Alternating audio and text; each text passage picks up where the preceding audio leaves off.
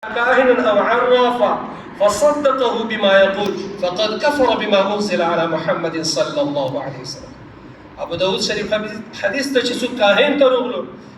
یا فالګر ته رغلو نو فصدقه بما يقول چې سوي دوی تصدیق وکړي چې دا غي پر اختیار وي دا خبره او دا خبره رښتینی ده فقد كفر بما أنزل على محمد صلى الله عليه وسلم. فاغه کلام نه دا غسړی کافر شو کوم په نبی عليه الصلاه والسلام نازل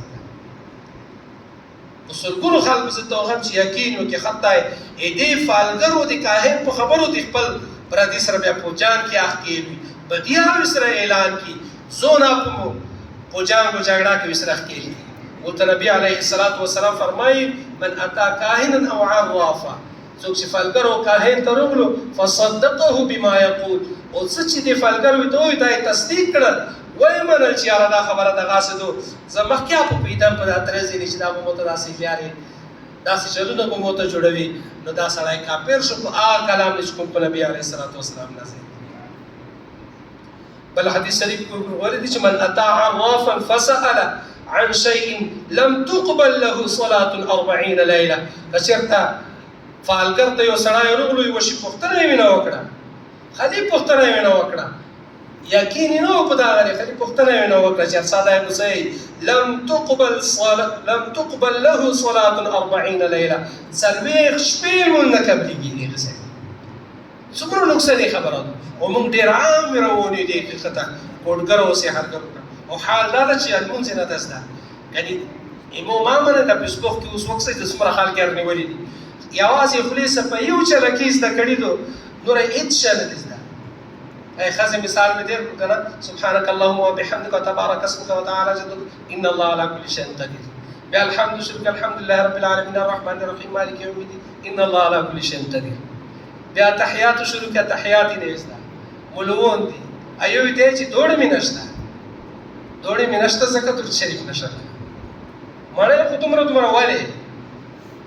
دوړ کې مړې دي پرته مړې خو تمره والے او درود شریف نشي او بیا موږ راوړو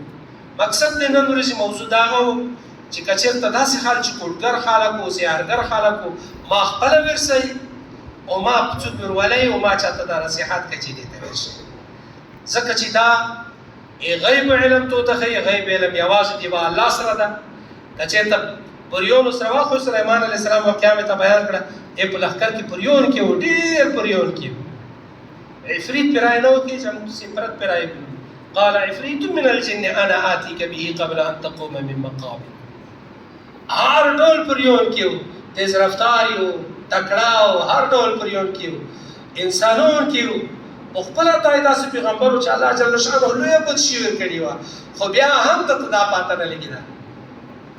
چې دلته چې نو دا معنا چې د غیب علم یوازې دی و الله سره ده دی و الله نه علاوه بل څه سره د غیب علم نشته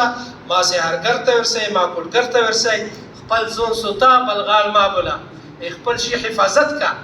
نبی عليه الصلاه والسلام چې وخت بوت کو پوغه کې سهارا کې یو وټړه ان څرت توکل علی الله دا سره چې وخت په سهارا کې خلاص کې دا سه نور چې توکل په الله نه وای تړه خسي ور کې شای کې کدي محفوظ کا نبوي چې کوم هدايت یا غپلی کا ان واستبیا توکل علی الله الله نے توکل کا نو دعا وکړه چې پروردگار عالم موږ اعمال صالحانه نصیب کړي.